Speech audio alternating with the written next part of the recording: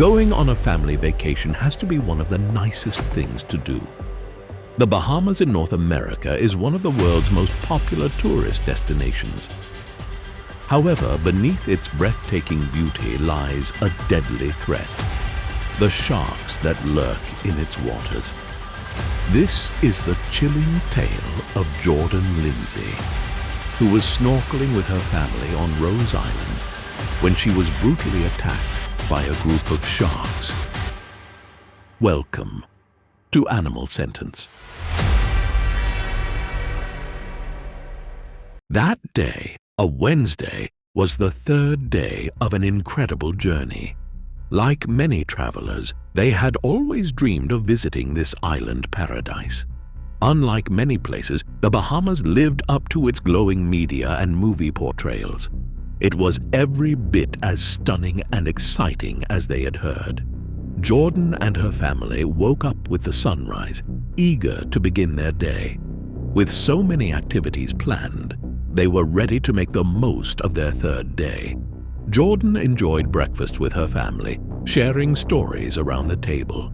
It was a delightful time, surrounded by the beautiful sandy beaches of the Bahamas, with her family and girlfriend by her side. What more could a 21-year-old girl from Torrance, California ask for? Back home, Jordan was studying communications at Loyola Marymount University in Los Angeles. Her girlfriend, Gianna, was also studying communications. At around 12 p.m., the family had just finished their activities and were about to end the day relaxing and enjoying the scenery. However, that would soon change. Spotting the Sandy Toes tour company, the family decided to take a last-minute day trip to Rose Island. The 6-hour excursion involved a boat cruise, a snorkeling experience, and a private beach where you could pet swimming pigs. Jordan was ecstatic about the idea. She had always been an admirer of nature and deeply loved animals. Snorkeling and petting pigs in the Bahamas was music to her ears. Although the trip was already full for the day, Michael, Jordan's father, managed to convince the company to have them on board for the excursion. The company snuck them on. Excited at the deal, the family headed towards Paradise Island Ferry Terminal, ready to board the ferry that would take them to Rose Island. It was a tragic mistake. As the energetic family boarded the ferry, they beamed their smiles at each other, unaware of what was about to happen. Nobody could have predicted that this small day trip would change their lives forever.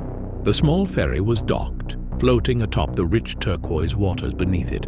Although it was in the middle of summer, the sun decided to hide effectively today behind the gray clouds looming over the ocean. Still, the waters were just as beautiful with the dimmer sunshine it was working with.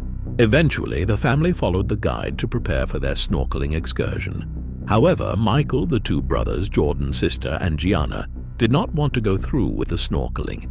They just wanted to spend the rest of the afternoon lightly swimming by the beachside, enjoying the scenic views of the ocean. Jordan and Cami, on the other hand, wanted the full experience. It was the third day of their trip after all, and Jordan wanted to make the most of it.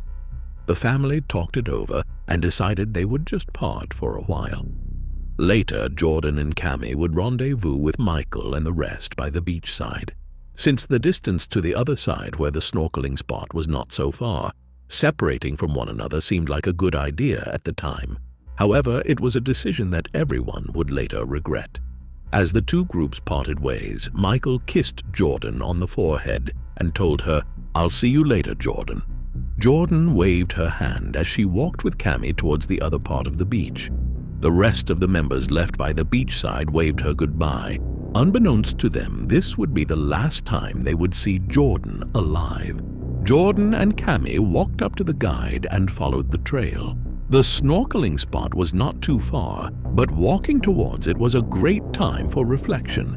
Along the way, there were green vegetation and exotic birds such as peacocks in the area. The trail was sparsely placed with benches, locker rooms, and bathrooms for the tourists.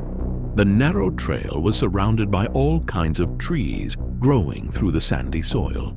Cami and Jordan spoke about life, her school, and her family as they calmly walked alongside the other tourists.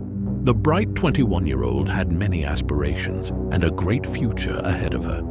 Eventually, they reached the snorkeling spot. Donning their wetsuits, Jordan and Cammy prepared for the fun experience. Jordan was particularly excited to see the underwater critters meandering around in the area. It was time to go. Jordan headed towards the deeper Par water, admiring nature through her goggles. It was great timing as the sunlight began to show itself again, illuminating the beautiful structures of coral reefs under the water. Cammy had also gotten in the water and was thoroughly enjoying her underwater exploration. However, as the two enjoyed their experience, death reared its ugly head. As Jordan continued looking through the water, Cammy broke through the surface. Suddenly, she heard Jordan yell, "Mom!" She turned her head and saw something strange. At first, she thought it was a school of dolphins surrounding Jordan and that Jordan wanted to show it to her. However, as she looked more intently, an ominous feeling enveloped her. It was a feeling no mother ever wanted to feel. A school of sharks had approached Jordan out of nowhere.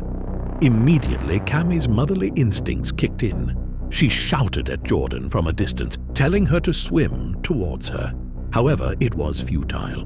Without warning, the school of sharks pounced on her, biting her everywhere. Jordan fought hard, but there was already blood in the water, and the sharks had become frenzied. Jordan let loose blood-curdling screams, prompting Cammy to approach her. She screamed at Jordan once more, asking her to swim towards her. However, Jordan could not swim anymore. Cammy noticed her right arm had been bitten off by the shark. Horrified at the sight, Cammy immediately sprang into action, swimming towards Jordan despite the risk of getting attacked herself. Naturally, she was fearful of swimming into the chaos, but she didn't care. The fear of losing her child overtook any instinct to run and call for help. It was simply something any loving mother would have done. Cammy reached Jordan and fought off the sharks, punching the beast in the nose and hitting them with everything she had. As she pulled on Jordan, the young girl told Cammy, "Mom, there's another shark coming." The shark sped towards them like a freight train. It bit off another chunk of her lower leg. Jordan was bleeding profusely. Cammy never gave up. She hauled Jordan toward a nearby rock and called for help. Eventually, a boat from the Sandy Toes snorkeling tour rushed to her aid. Michael and the other family members were petting pigs by the beachside when they heard of a teenager attacked by sharks in the snorkeling area. After waiting a few minutes, Jordan was taken by an ambulance to a hospital in Nassau. However, upon arrival, she was pronounced dead. When Michael and the rest arrived at the hospital, they were too late. Jordan had succumbed to her injuries. In the subsequent months following her death, the family criticized the company for not having any protocols when it came to shark attacks. When the incident happened, not one staff or a boat was present to whisk away the sharks. Additionally, when Jordan was bleeding on a nearby island, barely clinging to life, the boat that would take her to the hospital arrived with no medical supplies. According to Michael, they did not even have first aid. The Lindsays called for better responses in the future to avoid the terrible fate their daughter experienced. Sadly, according to Michael in his most recent interviews, Cammy is still too traumatized from the incident, especially because she was present, and she witnessed firsthand her daughter resting in her arms while slowly succumbing to an animal sentence.